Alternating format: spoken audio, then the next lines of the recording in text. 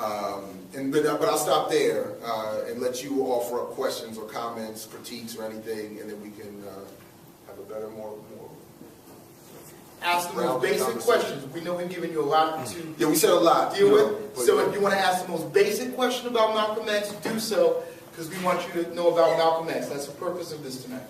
Yes. Do you feel as though the movie was another thing that also sort of went with the whole brand and not really represented who Malcolm X really was? Like they said it.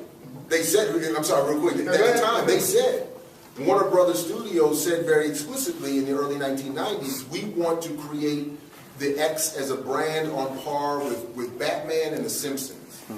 So they said,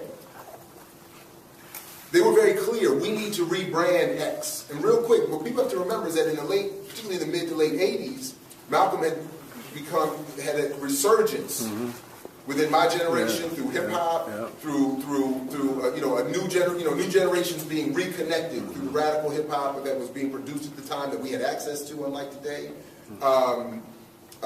So there was this need from the state, that is the United States, not just the government, but its economic, political elite in general, to say, well, if all these black youth are reconnecting with Malcolm X, on what terms are we going to allow this to occur? We can't allow them to greet Malcolm as he actually was, because they might become him. And we don't want that. That's why we killed him in the first place. We can't have another generation producing another one. So to create and justify the cost or the presence of a movie like that in Hollywood, they have to rebrand him in a way that walks us away from his radicalism and towards a more marketable version of himself. And if I could just give because we could talk about the movie all night, so I gotta narrow this to 1 minute, all right, on the movie. I gotta stay with 1 minute. The movie is based on the autobiography, but it's only based on parts of it. It is also based on a screenplay that James Baldwin did when he tried to do a film on Malcolm X in the late 60s. And James Baldwin is the uncredited co-writer of that movie.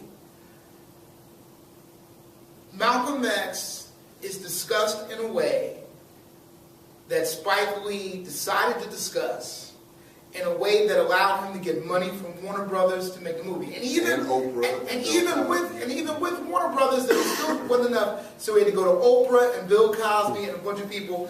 So there are points in the movie where Spike Lee said, I changed what he said here, I moved this speech to here, and I took this other speech out because I didn't want to alienate the audience. So for instance, let me give an example, and then we'll be quiet. The movie is a whole thing. What's not in the movie is that Malcolm X went to the continent of Africa and met with 15 heads of state as a de facto ambassador from Black America, and was making arrangements with African revolutionaries who would become presidents of their countries, because this was a period of time of African countries gaining independence from the European colonials.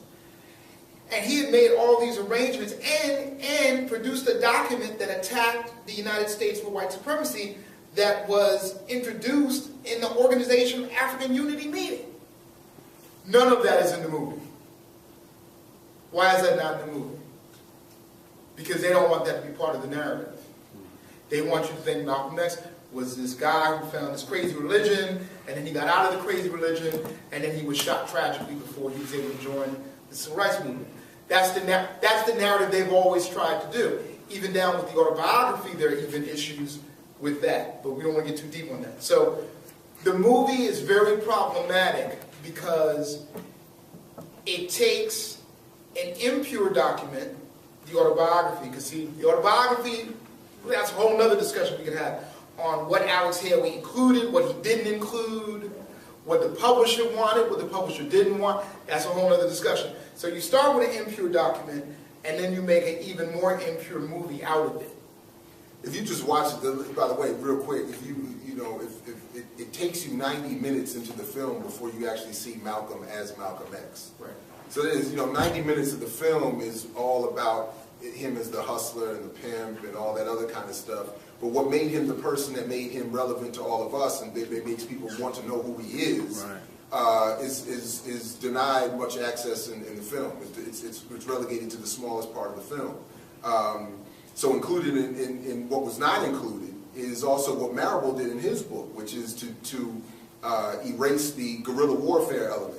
And I don't want, again, I'm not up here encouraging violence or armed struggle, but I am saying that if we're going to talk about Malcolm X, this was part of what he was working toward. So in the book, so the movie doesn't deal with that at all, right? Because they want to create this narrative that he was once this angry black nationalist who called all white people devils. Then he went to Mecca, saw white people praying to his same Muslim God, and got saved, so to speak, pun intended. It's not Christianity. And then came back and saw a new day and wanted an integrationist civil rights movement here in the United States. And all of that is misleading and false, from the multiple trips, the previous trip he had already made to Mecca, to his calling for, saying that when white people call themselves white here, it's different than when they say they're white in other parts of the world. They're just talking about a point of fact. Here, they mean boss.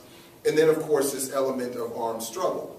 That it messes up this clean narrative they're trying to recreate if you have a man who's saying, not only am I trying to re-engage with the civil rights movement, but I'm not trying to do it on some integrationist stuff. Right. I'm saying they need to know that there's this alternative waiting, that if you don't give King what he wants in his way, we will get the guns out and we'll go another direction. And that's one of the things Selma got right, that conversation between Malcolm X and Coretta Scott King. Did you all see Selma? Okay, that scene is correct.